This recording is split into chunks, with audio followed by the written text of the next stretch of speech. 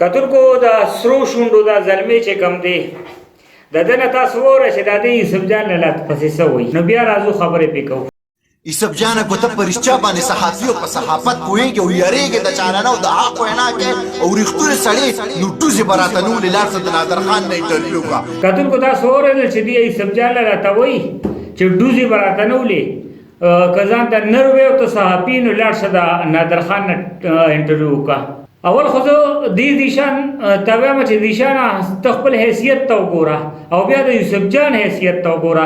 یوسف جان په هغه وخت کې د سینماګانو بندولو کوشش کو په کوم وخت کې چې ته لګیا وې په جلاله کې په ډیرانونو باندې غول کول او شلغات دي کول. یوسف جان په هغه وخت کې هغه خلکو سره جنګېدو چې کوم خلک د وخت پیرغونان به ځان ته وي نو په هغه وخت کې تاسو کوله پرتوک دیم نو اچولي. ته نن راپاسې یوسف جان ته دا خبره چې صحافت او د صحافت پیژنې څه صحافت وایي څه ته ته خو اول د خپل کوم پروګرام چې وکړو ته د پروګرام لاندې شاته ګوره چې تا پسې کمنټ څه کېږي.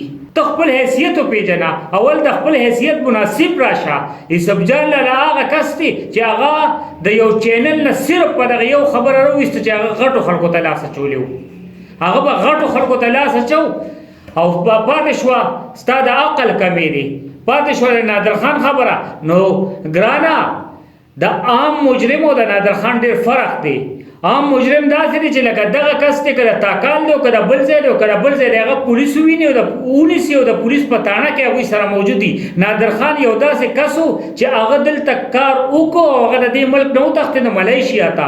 د ملیشیا نه هغه په انټرپول راوستی شو او چې په انټرپول راوستی شو نو هغه چېرته تاڼې ته نه دی تللی هغه سیده عدالت ته پیش شوي دي او د عدالت ته سیده جیل ته تللی. نو په دې خبره لږ سوچ وکړه دوی په ریمانډ کې دي تاڼه کې دي او هغه د هغه ځای نه راغلی دی او د هغه ځای نه راتلو سره عدالت کې پیش شوي دي او عدالت هغه پوري جیل ته لېږلی د ټرایل د هغه ځای نه شروع شوي دي.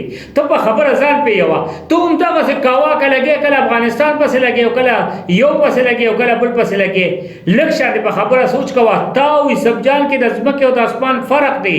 د یوسف جان نوم اخیستو دپاره تا له پکار دی چې اول اودس کې اول د خپل پلار او مور نه تپوس کې چې دغه یو کس په زه خبرې کوم چې وکم او کو نه کم ته څوک یې خو کنجر غوندې انسان یې که نه ستا کنجرتوب خو ټولې دنیا ته معلوم دی او بیا تا ته د خپل کنجرتوب اندازه به ستا ته د خپلو کمنټس نه هم لګي او ته څه وې ته خلکو ته همدا وې چې کوې کنزل زما په کنزلو څه کار نشته ستا چې په کنزلو څه کار نشته نو بیا به نه ستا په نور څه کار وي.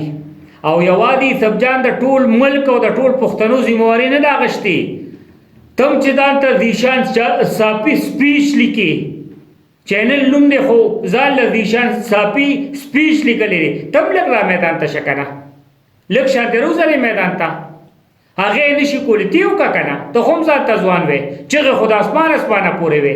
یوسف جان او ته ستا په خوله باندې د هغه نوم راتللو شرم تاله پکار دی. هغه یو ډېره لویه هستي ده. تا هغې کنجرانو نومونه کالي کم چې تا سره یو شانتی دي اصغر چیما دغه علیشه دغه مورو علیشه دغه ستا د پایې خلک دي دغې خلکو پسې ته خپلې خبرې کوه لږ شانتې سوچ کوه. یوسف جان ستا نه ډېر زیات مشر دی. یوسف جان چې څه کړي دي هغه تاریخ مني د هغه په ویډیو لاندې کمنټس ګوره او د خپلې ویډیو لاندې کمنټس وګوره تا ته به خپله اندازه ولګي.